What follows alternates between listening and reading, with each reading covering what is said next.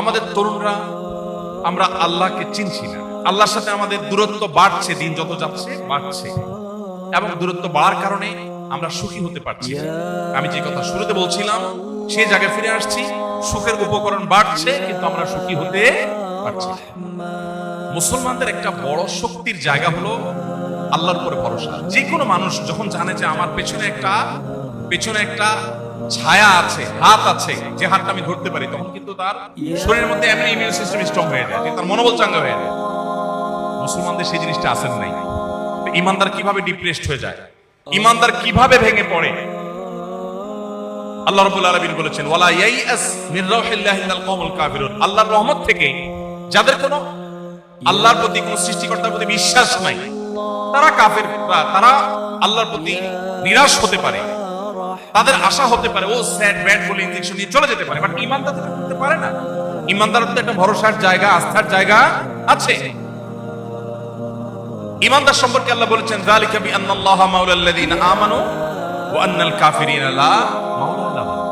একজন অবিশ্বাসী মানুষের সাথে একজন ইমানদারের পার্থক্যের জায়গা হলো এখানে যে বিশ্বাসী মানুষ, ইমানদার, তার অভিভাবক আছে, তার একটা বলার জায়গা আছে। আমি প্রায় সময় বলার চেষ্টা করি, আপনি আমি যত বড় শিক্ষিত হই না কেন, যত বড় ক্ষমতার মালিক হই না কেন, আপনি আমি যত বড় চেয়ারে অধিষ্ঠিত হই না কেন, যত সম্পদের অধিকারী হই না কেন, যত বড় মানুষ হই না কেন, প্রত্যেকটা মানুষ মুখাপেক্ষী। আল্লাহ সুবহানাহু ওয়া তাআলা এই কথাকেই কোরআনে বলেছেন যে আনতুমুল ফুকারা, তোমরা সবাই অভাবী। পৃথিবীতে কোনো মানুষ প্রকৃত অর্থে ধনী হতে পারে না, প্রত্যেকের অভাব আছে, প্রত্যেকের দুর্বলতা আছে, প্রত্যেকের চাওয়া এবং পাওয়ার জায়গা আছে, সে যেই হোক না কেন। এই অভাবী মানুষদের মধ্যে আমরা যদি কোনো একটা জায়গা চাওয়ার জায়গা থাকে, একজন পরম ক্ষমতাধর মানুষ, তারও কিছু সংকীর্ণতার সীমাবদ্ধতার জায়গা আছে, বলতে পারে না মানুষের কাছে, তারও বলার একটা জায়গা দরকার আছে। একজন মানুষ অনেক পয়সা করি আছে, পয়সা দিয়ে সবকিছু সলভ করা যায় না। ধরুন ওনার স্ত্রীর সাথে ওনার বোঝাপড়া ভালো যাচ্ছে না, টাকা দিয়ে এখানে কিছু করা যাচ্ছে না, তাহলে এই ভদ্রলোকের এই সমস্যাটা সলভ করার জন্য একটা জায়গা তার দরকার আছে না নেই? কিন্তু সাধারণভাবে তো থাকে না, উনি কোথায় কার কাছে যাবেন? আর এই জন্য আল্লাহ তাআলা বলেছেন যালিকা বিআন্নাল্লাহা মাওলাল্লাযিনা আমানু। আপনি যত বড় ক্ষমতাবান, যত বড় শিক্ষিত, যত বড় চেয়ারের মালিক এবং যত সম্পদশালী হন না কেন, আপনি যদি ইমানদার হন, আপনার একটা ঠিকানা আছে, আপনার একটা জায়গা আছে। সেই জায়গাতে আপনি আপনার যে কোনো চাওয়াকে সাবমিট করতে পারেন, নিবেদন করতে পারেন, সেটা হলো আল্লাহ তাআলার দরবার। কাউকে বলতে পারছেন না, আপনি ভোর রাতে সিজদায় গিয়ে চোখের পানি ফেলে আল্লাহর সাথে কথা বলতে পারছেন, নামাজে দাঁড়িয়ে কথা বলতে পারছেন। সালাতকে নবী সাল্লাল্লাহু আলাইহি ওয়াসাল্লাম বলেছেন মুনাজাত মাহাল, আল্লাহর সাথে কানাঘুষা, আল্লাহর সাথে কথোপকথন করার শামিল। আপনি মন খুলে একটু চোখের পানি ফেলে আল্লাহর কাছে ফরিয়াদ করতে পারছেন, আল্লাহ আমি কষ্টে আছি, তুমি দূর করে দাও। এই বলার জায়গাটা ইমানদার আছে। আমরা ইমানদার সন্তান হয়েও, মুমিনের ঘরে জন্মগ্রহণ করেও আমরা অনেকে এই বিষয়টি সম্পর্কে আমরা ওয়াকিফ না। আমরা জানি না যে আমাদের বলার একটা বিশাল বড় জায়গা আছে, সেখানে বলি আমি হালকা হয়ে যাই, আমার ডিপ্রেশন কমে যাবে। মানুষ যখন কারোর কাছে শেয়ার করতে পারে, কারোর কাছে বলতে পারে, অনেক কষ্ট কিন্তু লাঘব হয়ে যায়। তো ইমানদারের অভিভাবক করেন আল্লাহ, আর যার ইমান নাই তার কোনো অভিভাবক নেই এবং সে দিশেহারা থাকে। আপনারা মেডিকেল স্টুডেন্ট, অনেক বড় বড় সিনিয়র ডক্টররা আছেন, প্রফেসর বৃন্দ আছেন, যারা আমার শিক্ষক তুল্য, যারা আমার বাবার বয়সী বা আরো সিনিয়র, তাদের কেউ কেউ আমাকে একান্তে বলছেন যে কিছু অভিজ্ঞতা আপনার সাথে শেয়ার করি। তো তোমাদের থেকে একটা অভিজ্ঞতা একজন শেয়ার করছিলেন যে, এবং পশ্চিমা দেশগুলোতে এগুলো হরহ হয়, আমাদের দেশেও হয়, আমাদের দেশে কম, যে কোনো পেশেন্ট যখন আসে ডাক্তারের কাছে, ডায়াগনোসিস হয় যে এই পেশেন্ট ক্যান্সারে আক্রান্ত এবং ক্যান্সার অ্যাডভান্স স্টেজে পৌঁছে গেছে। এই নিউজটা শোনার পর পেশেন্ট যদি অমুসলিম হয় বা পেশেন্ট যদি কোন ধর্মে বিশ্বাসী না হয়, নাস্তিক হয়, তাহলে সেক্ষেত্রে তার এই সংবাদ শোনার পর, এই নিউজ জানার পর তার অবস্থা কি হয় বলেন? হ্যাঁ, ও শিট, স্যাড, ব্যাড। আর কিছু করার আছে? এই ভদ্রলোকের এছাড়া আর কিছু করার আছে? হ্যাঁ, আরেকটা করার আছে। সেটা হলো পৃথিবীর বিভিন্ন দেশে আছে, আইন আছে রীতিমতো, যে কোনো রোগী যদি চায় যে আমি আর্লি মরতে চাই, ক্যান্সার অ্যাডভান্স স্টেজে আছে, আমি তো এমনিই বাঁচবো না বাবা, ভুগে লাভ কি, ডাক্তার সাহেব আমাকে ইনজেকশন পুশ করে দেন। তো আইনি এই সুবিধা তাকে দেওয়া আছে, অনেক দেশে এটা আছে। তো নাস্তিক হলে স্যাট ব্যাট শীত টিট বলে টলে এরপরে ইনজেকশন নিয়ে চলে যেতে, কারণ তার কোনো উপায় নাই, শেষ। আর যদি পেশেন্টটা মুসলমান হয় কি হয় বলেন? ওই ডাক্তার বলছিলেন যে ভাই, আমার ওই পেশেন্টটা যখন তাকে বলা হয় যে আপনি তো ক্যান্সারে আক্রান্ত, অ্যাডভান্স স্টেজে আছেন, বদলোক যদি মুসলমান হন তো সাথে সাথে উল্টাপাল্টা যত লাইন গার্ড ছিল সব বন্ধ বন্ধ করে একদম সুসের মতো সোজা হয়ে যায়, মসজিদে যাওয়া ধরে, নামাজ কালাম পড়া ধরে, জমজমের পানি কোথায় বিক্রি হয় যত টাকা দিয়ে লাগে কিনে এনে খেতে শুরু করে, আজোয়া খেজুর খাওয়া শুরু করে, কালো জিরা খাওয়া শুরু করে, মধু খাওয়া শুরু করে দেয়, এবং জানে যে এগুলোতে শিফা আছে। নবী সাল্লাল্লাহু আলাইহি সাল্লাম বলেছেন এগুলো করা শুরু করে, হুজুরদেরকে হাদিয়া তোফা দেয়, আপনারা দোয়া করেন, নিজেও আল্লাহর কাছে দোয়া করে, যারা দেখে তারে বলে আল্লাহর কাছে দোয়া করেন। একটা জায়গায় সে দরখাস্ত জমা দিয়ে দেয়, সে জানে সব দুয়ার বন্ধ হয়ে গেছে, ডাক্তারদের কিছু করার নাই, কিন্তু একটা দুয়ার এখনো খোলা আছে, সেই দুয়ারে সকল অসম্ভব সম্ভব হয়। কোভিড-19 এর সময় ঢাকা মেডিকেল কলেজের একজন ডাক্তার আছে, আমার খুব ঘনিষ্ঠ বন্ধু মানুষ, পারিবারিক সম্পর্ক, বাসায় আসা যাওয়া আছে। গত 2-3 দিন আগে ফ্যামিলি সহ তার বাসায় দাওয়াত খেয়ে আসছি, নাম বললাম না। তো ভাই আমাকে বললেন যে ভাই, করোনার সময় আমি এমন হয়েছে যে 1 মাস বাসায় যাই নাই, বরং আরো বেশি সময় হয়ে গেছে, গড়ায় গেছে যে বাসায় যাই নাই। ঢাকা মেডিকেল কলেজে ডিউটি করার পর চলে গেছি অন্য বিভিন্ন জায়গায়, বিভিন্ন হাসপাতালে রোগীদের সেবা দিছি, সব ডাক্তাররা গাউন পরে অবস্থা খারাপ, আমি মাস্কই পরি নাই। তো মাস্ক না পড়ছে অসতর্ক ছিল, সেটাকে আমি অ্যাপ্রিসিয়েট করছি না, কিন্তু আমি বলছি পরিস্থিতি এরকম ছিল। আমি যখন করোনা আক্রান্ত হয়েছি এবং আজগরাতে ভর্তি ছিলাম, তখন ভদ্রলোক আমাকে দেখতে আসেন, আর তখন ওর সাথে আমার পরিচয় মূলত। তো যাই হোক, পরবর্তীতে উনি আমাকে বললেন যে ভাই, কত পয়সাওয়ালা দেখছি যে পারে না, পায়ের উপরে পড়ে, আমি তাদের ছেলের বয়সে, তার যে টাকা পয়সা আছে আমার মতো ডাক্তার এসে চাকর রাখতে পারে, টাকা দিয়ে পায়ের উপরে পড়ে, বাবা বাঁচাই দাও, বাবা বাঁচানোর তো আল্লাহ, কিন্তু তার তো সে বিশ্বাসের দুর্বলতা আছে। যাই হোক, উনি বলেন যে আমি এভাবে সার্ভিস দিয়েছি, আল্লাহ তো আমাকে ভালো রেখেছে। আমি ধানমন্ডিতে এমন ফ্যামিলির কথা জানি, আমার এক বোনের বাসার সামনের ফ্ল্যাট, স্বামী স্ত্রী দুজনেই ডাক্তার। করোনার শুরুর দিকে ওনারা দরজা জানালা সব যে বন্ধ করেছেন, প্রায় 1.5 মাস না 2 মাস যাবত বন্ধই ছিল, এবং তারা ভিতরেই ছিলেন, যা ছিল সেগুলো তারা খেয়েছেন, শুরুতে নিয়ে তারা ঢুকে গেছেন, এবং ইতোমধ্যে তাদের দুজনেরই করোনা পজিটিভ ধরা পড়েছে এবং তারা হাসপাতালে ভর্তি হয়েছে। এরকম ঘটনা প্রায় আপনারা দেখেন নাই পেপার পত্রিকায়। আবার এর বিপরীতে বাবা অসুস্থ, সন্তান বাবাকে সেবা করছে, ছেলে অসুস্থ, বাবা ছেলে সেবা করছে। এর মধ্যে কত অসতর্ক হয়েছে, এবং এই জীবাণু যতটা ভয়াবহ, যত দ্রুত এটা বিস্তার লাভ করে, সেখানে দেখা গেল যে কিছুই হয় না, ভালো আছে। বলেন এখানে বৈজ্ঞানিক ব্যাখ্যা দিয়ে আপনি কি বুঝাবেন? কিছু বোঝানোর সুযোগ আছে?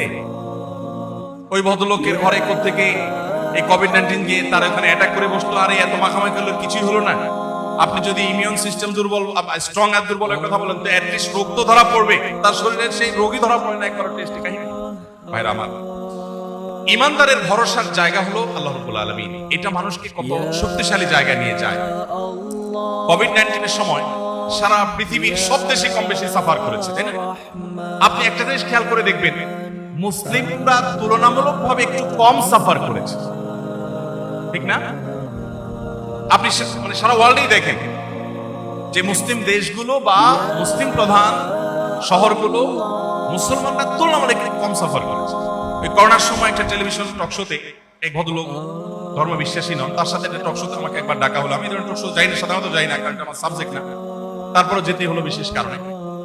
তো প্রসঙ্গতে এই কথা উঠে আসলো যে মুসলমানদের একটা বড় শক্তির জায়গা হলো আল্লাহর উপরে ভরসা। যে কোনো মানুষ যখন জানে যে আমার পেছনে একটা ছায়া আছে, হাত আছে, যে হাতটা আমি ধরতে পারি, তখন কিন্তু তার শরীরের মধ্যে এমনি ইমিউন সিস্টেম স্ট্রং হয়ে যায়, যে তার মনোবল চাঙ্গা হয়ে যায়। মুসলমানদের সেই জিনিসটা আসেন নাই। ইমানদার কিভাবে ডিপ্রেসড হয়ে যায়, ইমানদার কিভাবে ভেঙে পড়ে। আল্লাহ রাব্বুল আলামিন বলেছেন, ওয়ালা ইয়াইআস মির রাউহিল্লাহি ইল্লাল কওমুল কাফিরুন, আল্লাহর রহমত থেকে যাদের কোনো আল্লাহর প্রতি কোনো সৃষ্টিকর্তার প্রতি বিশ্বাস নাই, তারা কাফেররা, তারা আল্লাহর প্রতি নিরাশ হতে পারে, তাদের আশা হতে পারে, ও স্যাড ব্যাড বলে ইনজেকশন নিয়ে চলে যেতে পারে, বাট ইমানদার তো করতে পারে না। ইমানদার তো একটা ভরসার জায়গা, আস্থার জায়গা আছে। আজ আমাদের তরুণরা, আমরা আল্লাহকে চিনছি না, আল্লাহর সাথে আমাদের দূরত্ব বাড়ছে, দিন যত যাচ্ছে বাড়ছে, এবং দূরত্ব বাড়ার কারণে আমরা সুখী হতে পারছি না। আমি যে কথা শুরুতে বলছিলাম সেই জায়গায় ফিরে আসছি, সুখের উপকরণ বাড়ছে কিন্তু আমরা সুখী হতে পারছি না। প্রতি বছর আত্মহত্যার প্রবণতা বাড়ছে। আমি বিভিন্ন সময় বিভিন্ন জায়গায় শেয়ার করার চেষ্টা করি যে পৃথিবীর অনেক উন্নত দেশ আছে, সেই দেশগুলোতে আত্মহত্যা এবং সুইসাইডের আপনার পরিমাণ, সংখ্যা অনেক গরিব দেশের তুলনায় অনেক বেশি, অনেক বেশি।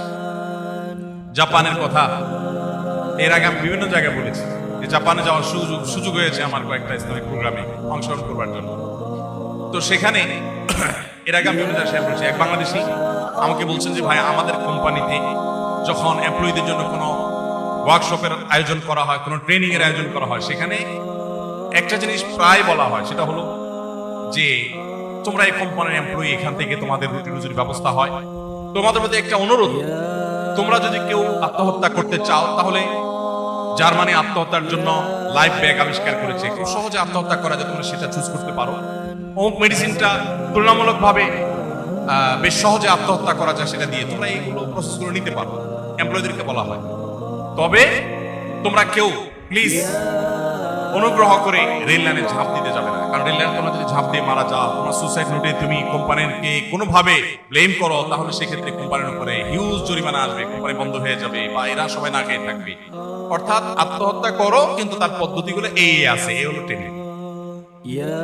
এবং কি পরিমাণ আত্মহত্যা হয় জাপানে এবং উন্নত অনেক দেশে, সেখানে আপনি গুগলে সার্চ করলে দেখতে পাবেন চিত্র কতটা ভয়াবহ। অথচ সুখের উপকরণগুলো আমাদের চেয়ে কম আছে না বেশি আছে? শুধু বেশি, অনেক বেশি। আপনি কল্পনাই করতে পারবেন না যে তারা কি লাইফ লিড, এবং তাদের গড় আয়ু আমাদের চেয়ে অনেক বেশি। বৃদ্ধরা তো মরেই না। বাজার রাস্তায় গেলে আপনি টোকিওতে দেখবেন যে বৃদ্ধ সকালবেলা বের হয়েছে একটা কুকুর নিয়ে, কারণ আর কেউ সাথে নাই, ছেলে ছেলের হালে চলে গেছে, মেয়ে মেয়ের হালে চলে গেছে, বুড়া একা আছে, কুকুরটাই তার সঙ্গে। 80, 90, 95 পর্যন্ত ঠিক সে মৃত্যু হচ্ছে না, সুখে আলহামদুলিল্লাহ। অর্থাৎ আপনার সুখে বলতে আপনার তারা স্বাস্থ্যগত দিক থেকে ভালো আছে, অন্য অনেক দিক থেকে ভালো আছে, কিন্তু প্রকৃত অর্থে সুখের সন্ধান না পাওয়ার কারণে আত্মহত্যার দিকে চলে যাচ্ছে। আজ আমাদের তরুণ প্রজন্মের মধ্যে যে ডিপ্রেশনের ভয়াবহ একটা চিত্র আমরা দেখতে পাচ্ছি, শুধু তরুণদের কথা বলবো না, মধ্যবয়সী আমরা অনেকে আছি যারা ডিপ্রেশনের ভয়াবহ একটা জায়গায় চলে গেছে। এই জায়গায় যাওয়ার অন্যতম প্রধান কারণ হলো আমাদের ঈমান দুর্বল হয়ে গেছে। অ্যাজ এ মুসলিম আমি আমার ঈমানের খোঁজ খবর নেই, আমার ঈমানটাকে আমি শানিত করি নাই, আল্লাহর সাথে আমার সম্পর্কটা খুব বেশি ভালো করতে পারি নাই, যার কারণে আমার ঈমান দুর্বল হয়েছে। আল্লাহর প্রতি বিশ্বাস এবং আস্থা যার যত দুর্বল হবে, ডিপ্রেশন তার উপরে তত বেশি জেগে বসবে। আর যে আল্লাহর প্রতি ঈমান যত স্ট্রং করতে পারবে, ডিপ্রেশন তার ধারে কাছেও ততটা আসতে পারবে না। কারণ সে জানে সে যে আল্লাহ বিশ্বাস করে, সে আল্লাহ হলেন ফাআলুল লিমা ইউরিদ, তিনি যা খুশি তা করতে পারেন, তার কোনো সীমাবদ্ধতা নেই, তিনি কাদির, তিনি সবকিছু করতে পারেন, এই বিশ্বাস তার আছে। যার কারণে সেই মহাশক্তির কাছে তার আশ্রয় নেওয়ার সুযোগটা আছে, এজন্য সে ডিপ্রেসড হয় না। সময় তো উপস্থিতি, আমাদের জীবনে নানা বাধা, নানা বিপত্তি, নানা সমস্যা আসবে। আমরা যদি আল্লাহর প্রতি বিশ্বাস এবং ঈমানের উপরে অটল অবিচল থাকি, তাহলে ইনশাআল্লাহ তাআলা আমরা দেখবো যে আমাদের মধ্যে ডিপ্রেশনের পরিমাণ অনেক কমে গেছে, এবং আমরা যে যে অবস্থা আছি সেই অবস্থা আমরা সুখে আছি। আপনি কলেজ বিশ্ববিদ্যালয় পড়ুয়া শিক্ষার্থীদের সাথে যদি মাদ্রাসা পড়ুয়া শিক্ষার্থীদেরকে একটু কম্পেয়ার করেন এই একটি বিষয়ে, যে কলেজ ইউনিভার্সিটির ছেলেরা মেয়েরা বা আমাদের স্কুল কলেজের ছেলে মেয়েরা, তারা যতটা ডিপ্রেশনে ভোগে, তারা যতটা আপনার টেনশনে ভোগে, যতটা হতাশাগ্রস্ত হয়, মাদ্রাসার ছাত্রদেরকে যদি আপনি কম্পেয়ার করেন এই জায়গায়, তো মাদ্রাসার ছাত্রদেরকে দেখবেন তাদের মধ্যে এত হতাশা কিন্তু নাই। এত হতাশা আছে? আপনি আত্মহত্যা মাদ্রাসার ছাত্রদের মধ্যে আত্মহত্যার রেশিও কত পাবেন? 1% কি পাবেন? স্কুল কলেজের সাথে কম্পেয়ার করেন। অন্য অনেক দিক থেকে হয়তো তাদের চাইতে আপনারা এগিয়ে আছেন, কিন্তু এই একটা জায়গায় অর্থাৎ মানসিক প্রশান্তিটা তাদের মধ্যে আপনার চাইতে একটু বেশি আছে। আপনাকে স্বীকার করতে হবে, বিকজ তারা ওই আত্মহত্যার দিকে যাচ্ছে না, তারা অনেক খুশি। অথচ তাদেরকে তো অনেক বেশি আরো ডিপ্রেসড হওয়ার কথা ছিল, কারণ তাদের সামনে উন্নত ক্যারিয়ারের হাতছানি নাই, সামাজিক স্বীকৃতি নাই। আপনি একটা মেডিকেল কলেজে চান্স পেয়েছেন, এটাই তো আপনার সামাজিক ভাবসাব আসার জন্য যথেষ্ট। কিন্তু ওই বেচারা পড়ে কোথায়? মাদ্রাসা। কি করো বাবা? কোথায় পড়ো? মাদ্রাসায় পড়ি। বস, এই এক কথাই তো তার সামাজিক অবস্থান, পারিবারিক অবস্থান, রাষ্ট্রীয় অবস্থান, সব জায়গায় তার অবস্থান অনেক তোলানি। এরপরও খুব ভালো, আপনার মতো ভালো পরিবেশ সে পাচ্ছে না, তারপরও সে অনেক সুখে আছে। আর এই কথাটাকে আল্লাহ তাআলা কোরআনে বলেছেন, আলা বিযিকরিল্লাহি তাতমাইন্নুল কুলুব। আপনি ডাক্তার হন, আপনি ইঞ্জিনিয়ার হন, আপনি ব্যবসায়ী হন, আপনি পেশাজীবী হন, আপনি কৃষক হন, আপনি যেই হন না কেন, আপনার মধ্যে যদি ঈমান থাকে আর আল্লাহর স্মরণটা আপনার মধ্যে যদি থাকে, আল্লাহর ইবাদত যদি আপনি করেন, তাহলে আপনার অন্তরটা প্রশান্ত থাকবে। আপনি যত কষ্টে থাকেন না কেন, আপনার মুখ থেকে হাসি বের হবে এবং আলহামদুলিল্লাহ বের হবে, যদি আপনার মধ্যে ঈমান এবং আমালে সালেহ থাকে। ভাইরা আমার, আমরা অনেক যুবকরা আছি, আপনারা বেশিরভাগ এখানে স্টুডেন্ট, অনেক ভাই আপনাদের মধ্যে হয়তো আছে যে আল্লাহর সঙ্গে একান্তে নিজের মনের কথাগুলোকে বলা, চোখের পানি ফেলা, দোয়া নিবেদন করা, ইবাদত করা, নিঃসঙ্গে নির্জনে একাকী আল্লাহর সাথে কথা বলা, এই সুযোগটা আমাদের অনেকের জীবনে হয়নি। আমরা অনেকে ইবাদত বন্দেগীর মাধ্যমে শান্তি খোঁজার চেষ্টাটুকুও করি নাই কখনো। আমি আপনাকে অনুরোধ করব, আপনি একজন মুসলমান হিসাবে আপনি কিছুদিনের জন্য হলেও আল্লাহর ইবাদত এবং দাসত্ব করে দেখুন। দেখুন, পৃথিবীর অন্য সবার দাসত্ব মানুষের মাথাকে নত করে, মানুষকে ডিপ্রেসড করে, মানুষের দাস হবে। কেউ কারোর অধীনে থাকলেই তো তার কাছে বন্দী বন্দী মনে হয়। কিন্তু আহকামুল হাকিমিন আল্লাহ রাব্বুল আলামিনের দাসত্বের মধ্যে এক অবর্ণনীয় তৃপ্তি আছে।